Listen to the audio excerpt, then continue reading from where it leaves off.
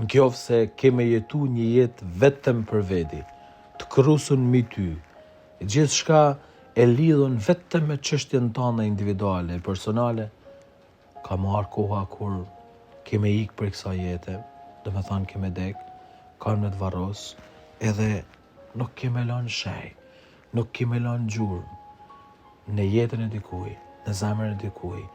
e me ata me cilët ke kenë, e ke egzistu. Prandaj, është i mirë edhe përmend jeton një jetë ferrit, ai që nuk din me dasht, ai që nuk din mullan, që nuk din mu harxhu, që nuk din mu dhuru. Ndërsa ai që din me dasht deri në pikën e fundit, ai ka emën, ka dinjitet, lën gjurmë, shajat pa shlyshme në zemrën, shpirtin, memorien edhe në këtë hapësinë ku jetojmë. E një to vepra, një to gjana, tanë dashnia që ka lanë që është ma madhe se çdo vepër, ka me e qu me e ba pjestar të lumnisë e Zotit, ka me e ba atje të pranishëm, real,